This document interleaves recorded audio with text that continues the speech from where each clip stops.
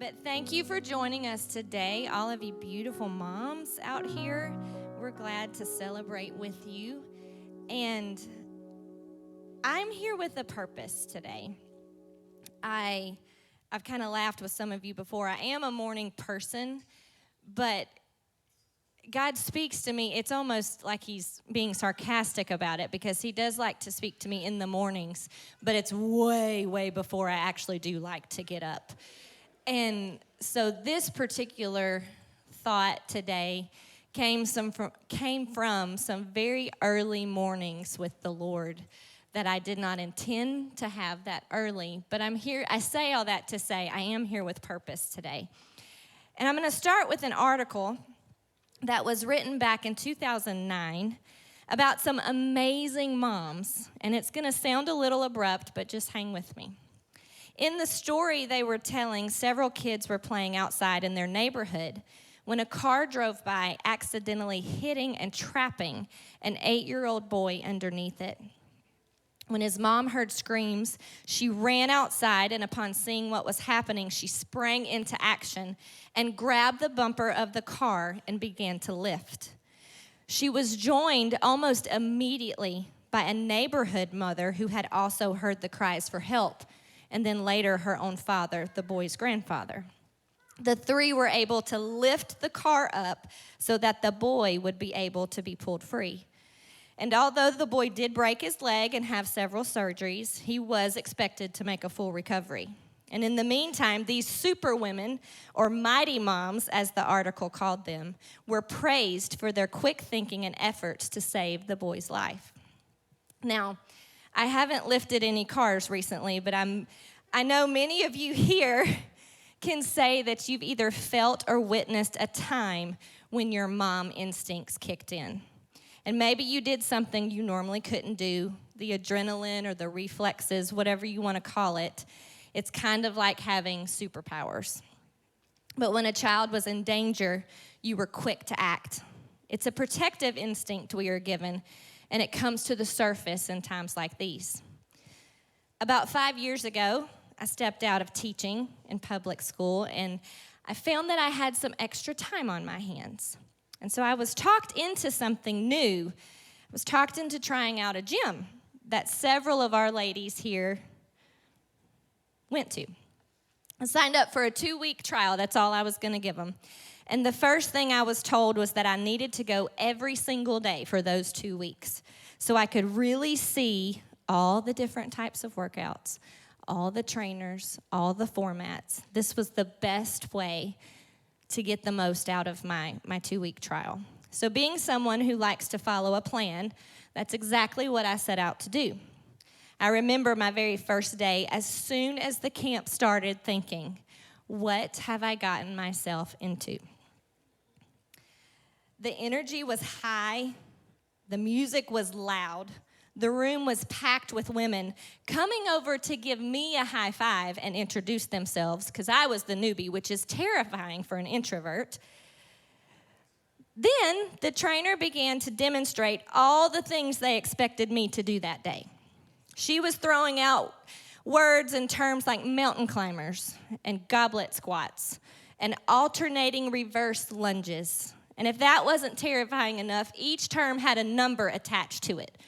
15 reps, 2 sets of 10, 100 reps it might have been. It happened. And I'm thinking to myself, I'm never going to remember any of this. I have no idea what I'm doing. So I just kind of kept my eyes on a few ladies and tried to follow what they did. What I did comprehend very well was someone told me that if I needed a break, I could just take one by going into what's called child's pose. And if you aren't familiar with child's pose, let me enlighten you. It's a stretch where you basically just lay face down on the floor. And when you think you're going to pass out or die or throw up, I've thought all those things during workouts before, you just lay there, okay? And needless to say, I spent probably half of that camp laying there in child's pose, waiting for the end. Either the end of camp or the end of my life, whichever came first. And for the next 2 weeks, I had trouble even walking, okay? I stayed sore. I used more icy hot and ibuprofen than was recommended. And in general, I could just barely move. And for some strange reason, at the end of my 2 weeks, I signed up for a membership. And before long, I actually knew what mountain climbers were. And I could keep track of which reps went with which thing and which person went with who and all the things. I was learning people's names. Aren't you proud of me? I was making friends. The soreness was slowly going away, and I was actually feeling more energized. I could feel myself getting more comfortable and even stronger. But one of the things I did while I was a member at this gym was I helped with their childcare. And because the gym was growing, there were often new members with new kids that were not used to being left with strangers. And we all know where this goes. It inevitably meant there were lots of tears, lots of sobbing, lots of questions. Where's my mom? Is she coming back? She's left me forever. And, you know, when it first started happening, my first thought was very simple. I wanted to tell those babies, well, she's in there trying to lose that baby fat she gained when she had you. You're the problem here. I didn't. That's just what I thought. Or like me, I'm like, I'm trying to fill the void. She's trying to fill the void in her life. Leave her alone. Like, give her 45 minutes of peace.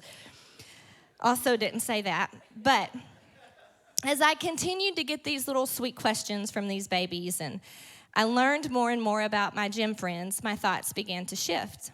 And I realized there was much more happening than just physical changes in those camps. I learned these were women that had beat cancer. These were women that owned companies. These were women that overcame mental illnesses.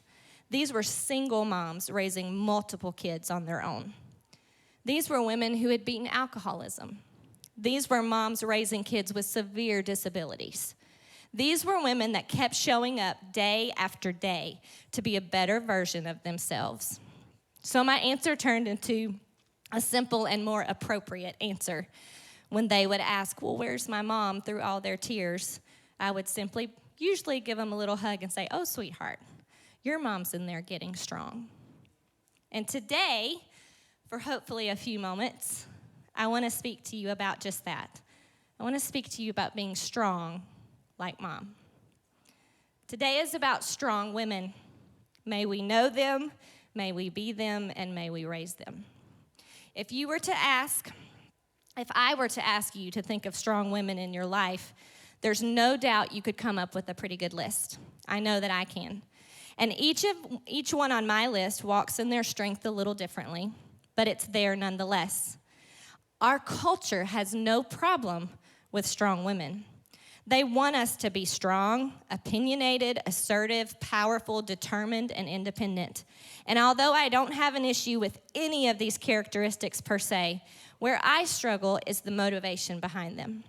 Our world says to be this way, to show them that they can't tell us what to do or how to be, and it's all motivated by pride and even sometimes rebellion. So I want to be clear today that this is not the kind of strength I'm talking about. The type of strength I am referring to is not self-seeking or self-serving. In fact, it is quite the opposite. It's not the type of strength that says, I'll do it on my own. It's the type of strength that comes with understanding I can't do it on my own. It's a strength that actually doesn't come from us at all, but from the one that we put our faith and our trust in. Psalm 18:32, it is God who arms me with strength and keeps my way secure. Psalm 29:11 says, the Lord gives strength to his people. The Lord blesses his people with peace. So what's the point? Why is it important to be a strong mom, a strong woman? I don't think we need a Bible study on the book of Revelation or the end times to answer this question. Look around us. Life is hard. It's chaotic. It's confusing. It's difficult. Nothing is sacred. Good is being called evil and evil good. The Bible refers to it as perilous times, and deception from the enemy is rampant. We have some of the greatest blessings, but we also have battles that are raging in the spirit world. And if you don't believe me, we need to pray for an awakening in our spirits. The Bible speaks of coverings, dominion, and authority, and it refers to a special hatred between Satan and the woman. And it all has to do with her seed, who she would raise. And while we know this reference in Genesis was a foreshadowing of Christ coming to give us victory over sin, it also represents the forever war against Satan and mankind. The intense hostility between mankind, the seed of a woman, and Satan that began in the garden, that war against God's people continues today. The enemy is here to destroy everything. And when it comes to our children, no matter their age, he is after their minds, their bodies, their calling, their purpose, and ultimately their soul. And if we don't fight for them, who will? I'm not trying to be ugly today, but seriously, look around this room. Who is praying for your kids? No one is going to pray over and fight for your kids in your home like you. What if your child's victory depended on your prayer life and your connection with God? We cannot rely on others if we're going to be strong women of God that he has called us to be, because our children need us to be strong. The battle is here. It has been here since the beginning. That is something we cannot control. But what we can control is our own preparedness and our response to the battle waiting at our door. So I'm going to take you through Strong Mom 101 today. And I'm going to give you 3 things that you must have in your life if you are going to be the strong mom God desires you to be and fight the battles that come our way. In the Old Testament, we see Joshua, Saul, David, many others, mighty men of war. They are known for the battles they fought and the enemies they conquered. But throughout these times of war, before the battle, they would often go to the Lord and ask him, 1, should we go into battle? And 2, are you going to be with us? Are you going to give us the victory? Their victory or defeat hinged upon the presence of God. If he was with them, they would conquer. If he was not, they would suffer extreme casualties. So I suggest to you today that the first thing you must do if you're going to be a strong mom is to make sure the presence of God is with you. Every day when your feet hit the floor, the battle begins. Do not attempt to fight it on your own. During his time as king, the presence of God left Saul, and he was so desperate in his attempts to win against David, he consulted a soothsayer to call Samuel's spirit back from the dead and give him a word for the battle that was ahead. The very thing he had once forbidden, witchcraft itself, he was now turning to it to get a word, any word. And that word predicted his death and his son's death. It matters to whom and to what you turn while you are in a battle. There is nothing that will ever be a substitute for the presence of God and his voice. If we're going to be the kind of strong we are meant to be, it will only come by being in his presence and at his feet. As a mom, you need a prayer room. You need a war room. You need a place where you go to meet with God, to talk to him, to ask him questions, to listen to him, to intercede, to cry, to worship, to gain strength. No one is exempt. It doesn't matter if you have kids with their own families, or young kids, or good kids, or challenging kids. There is a battle that rages, and our children have targets on their backs. I consider myself to have a pretty good kid most days. But guess what? We've fought disunity. We have fought lies. We've fought discouragement. We have fought weariness. The list could go on, and that was just last month. Psalms 18:2 says this, "The Lord is my rock and my fortress. and my deliverer, my God, my strength, in whom I will trust, my shield and the horn of my salvation, my stronghold. We find strength in his presence, and we can rely on him in times of need.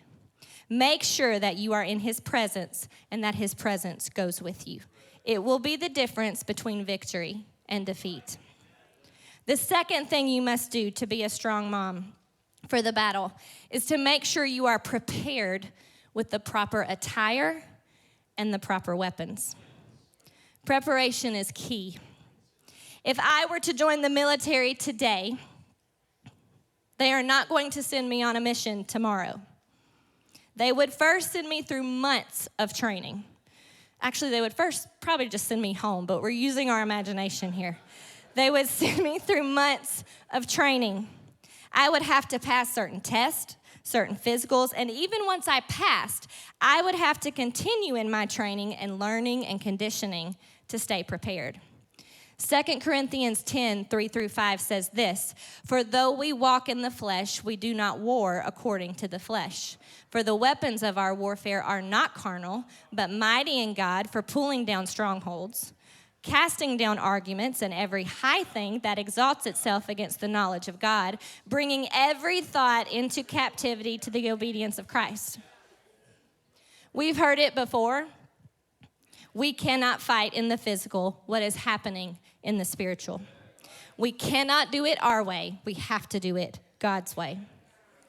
In Ephesians 6, we find that Paul lays out a very, very specific instructions on how to be prepared for battle God's way.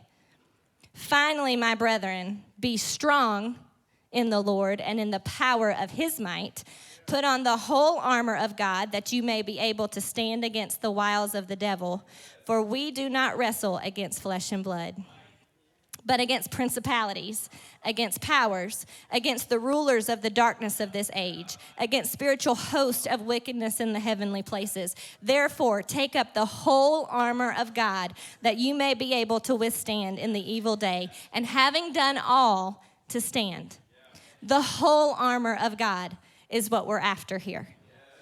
You know when your kids hit a certain age and they want to dress themselves? And it becomes one of those hills you're not willing to die on.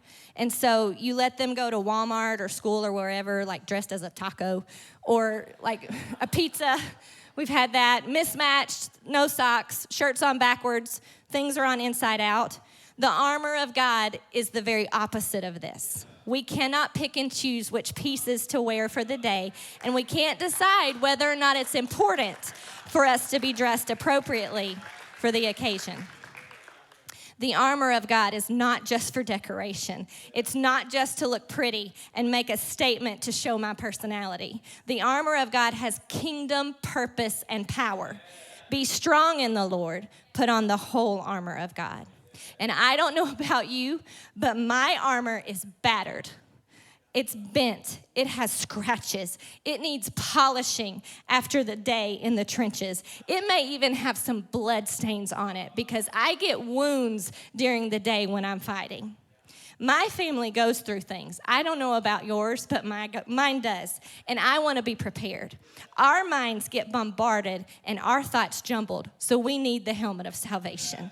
Our hearts get troubled and fearful. We need the breastplate of righteousness. Deception tries to chip away at the truth that my family knows and loves, so we need to be belted with truth. Our peace gets threatened. We need our feet to be prepared with the gospel of peace. Our faith is continuously being attacked. We need the shield of faith. And I'm going to pause right here at the sword of the Spirit, and here's why. It's the offensive weapon that God gives us. It's his word. I must know God's word if I'm going to do anything more than just defend myself and my family. When fighting a battle, you've got the two sides. You have defense and offense. And I'm thankful for the protection. I have to have it. But I am not interested in just standing there and allowing my family to become a target or a punching bag for the enemy. I'm not interested in standing in place and taking blow after blow after blow without there being some repercussion. Hebrews 4:12, for the word of God is living and powerful and sharper than any two-edged sword, piercing even unto the division of soul and spirit and of joints and marrow, and is a discerner of the thoughts and intents of the heart. I want God's word to be so alive and powerful in my life and in my home. I want it hidden so deep within my heart that in those low moments that you think no one knows about, we all have them. When it's been a long day of battle and I can barely lift my head, I will use whatever breath I have left to pierce the darkness and allow his words to fight for me. This is why I must pray always. This is why I must be watchful until the end. This is why I must make sure I am adequately prepared for battle. Finally, the third thing you must do to be a strong mom ready for battle is this. Do not be afraid. I have said none of this today to bring fear or to cause you to be fearful. So hear me today again as I say, do not be afraid. One of the enemy's favorite, most tried and true battle strategies is instilling fear within the hearts and minds of God's people, especially moms. All throughout Scripture, from the beginning to the end, we are reminded, almost commanded, to not be afraid. Deuteronomy 20:1, when you go out to battle against your enemies and see horses and chariots and people more numerous than you, do not be afraid of them, for the Lord your God is with you, who brought you up from the land of Egypt. Deuteronomy 31:6, be strong and of good courage. Do not fear nor be afraid of them, for the Lord your God, he is the one who goes with you. He will not leave you nor forsake you. Joshua 1:9, have I not commanded you? Be strong and of good courage. Do not be afraid nor be dismayed, for the Lord your God is with you wherever you go. Proverbs 3:25, I'm going to keep going. Do not be afraid of sudden terror, nor of trouble from the wicked when it comes. Isaiah 44:8, do not fear, nor be afraid. Have I not told you from that time and declared it? You are my witnesses. Is there a God beside me? Indeed, there is no other rock. I know not one. John 14:27, peace I leave with you. My peace I give to you. Not as the world gives, do I give it to you. Let not your heart be troubled, neither let it be afraid. Women, moms, you have callings on your life. You have anointings, you have ministries, and we must walk in and fulfill those things.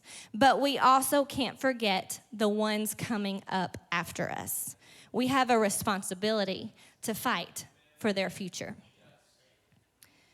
Fear will try to hold you captive, a prisoner of war, so to speak. It will try to keep you from fulfilling your purpose and keep you from covering and protecting the purpose of those coming behind you. We recently attended Ladies' Conference. I know several of us were there. And we had wonderful services. God really spoke in a great way. And it was Ava's first time to be at Ladies' Conference, so we were really enjoying ourselves. And as it usually happens, there was one service that really spoke in a specific way to our home and some of the things we had been facing. And during altar time, I had been praying with some people, and I saw her kind of over by herself towards the side, just standing there soaking in the presence of God. And it's kind of what I would have imagined Mary would have looked like, just kind of sitting at the feet of Jesus and soaking it all in. And I remember thinking, oh, I hope someone goes and prays with her because it'll really strengthen her during this time. And I immediately felt this check within my spirit, and God told me, he said, well, why don't you go pray for her? And I just kind of stood there, and being stubborn, I argued a little bit and was like, well, God, I'm her mom. And he spoke back to me and said, exactly. So I marched myself over there, and kind of the best I could, being so much shorter than her with my little T-Rex arms trying to get around her. I wrapped my arms around her, and I began to pray. And when I did, something happened. You know when you slip into that mode of prayer, you can feel the trenches underneath you opening up, and you begin to feel the depth coming up from the very core of your soul. So we prayed together. And as we finished, I felt God prompt me to tell her something she needed to know. And as soon as God put it in my spirit, I felt the enemy come at me with fear. You can't say that. That's taunting the enemy. If you say that, he's going to come after you like he did Job. So I sat quiet for a minute, and I felt God nudging me again because he said this is important for her to hear. So I straightened up. I reminded myself of who I belonged to and whose strength I possessed, because my strength was no match. And I leaned up in her ear and I said this: I want you to know that I will fight Satan and hell itself for you. And I meant every word of it. I didn't say it in a taunting way, but in a declarative way. That if the enemy wants to destroy her and destroy my family, to confuse her, to lie to her, then he will 100% have me to get through first.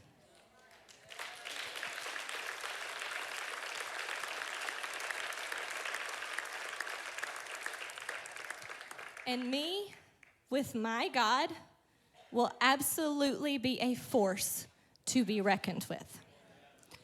A little reminder that with God, Satan will lose every time. He's already been defeated. Brother Jeremy, you can come. We cannot live under the delusion that we can coast through life without fighting. Don't wait until a crisis comes before you get serious about your battle. Don't wait to enter into his presence until things are falling apart. Don't leave the armor hanging in the closet until things are so bad you barely have the strength to put it on. Women and moms, we are not spiritual weaklings.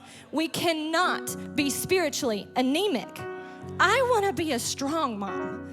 I want my daughter and anyone else that I could ever possibly influence to look at my life when I'm gone and say, she was strong. She was a woman of prayer. She was a woman of the word. She was a woman that walked with the Lord and conquered. And she did not give up. I want her to be able to say, I want to be strong like mom. We must constantly be in his presence in prayer and allow him to go with us. We must dig into his word because it will be what sustains and fights for us. We must put on the whole armor of God, ready to take on whatever battle comes to us that day. So you might be saying, well, that's fine and good for you and for sister so-and-so across the pew from me. And you might say this, well, that sounds great, but I'm a little weak. Oh, really? That's great.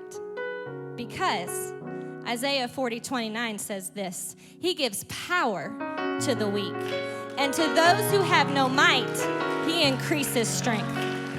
You might be saying, well, I'm just weary. Well, great, because Matthew 11:28 says, come to me, all who are weary and burdened, and I will give you rest. You might be saying, well, I'm just very lonely. Well, that's perfect, because Proverbs 8:24 says he is a friend who sticks closer than a brother. You might be all concerned because I'm just very confused. Well, that's fine, because 1 Corinthians 14:33 says, for God is not a God of confusion or disorder, but a God of peace. Oh, well, this is hard for me because I'm very timid. Well, not anymore, honey, because 2 Timothy 1:7 gives you an out. For the Spirit God gave us does not make us timid, but gives us power and love and self-discipline. Remember, this is not about our strength. It's about his. It's about His. You can stand with me. We just have to learn to walk in it. We have to learn to live in it. We've got to live there. Isaiah 41:10. Fear not, for I am with you. Be not dismayed, for I am your God. I will strengthen you. Yes, I will help you. I will uphold you with my righteous right hand. We fight. We are not timid. We are not weak. Your babies fight. Your babies fight. They need you. They need you to reach down deep, consecrate yourself, pull yourself up, and allow God to fight with you. We're going to do something a little bit different today. I'm still going to ask you to come up and pray with your families. But when we get here, we're not just going to say, oh, God bless our moms. Moms, I want you to pray over your families today. I want you to dig deep. I want you to speak promises. Valley of dry bones. This just came to me earlier this week. He says, speak to them, prophesy. And what does he say? First thing, hear ye the word of the Lord. He didn't go down all the things he felt needed to happen. He said, hear it. Hear the word of the Lord. And he speaks to him, and the army approaches. So when you get up here to pray today, you are going to pray with boldness. You are going to pray over the things that your family is facing, because I know we're all facing things. So I'm going to invite you to come.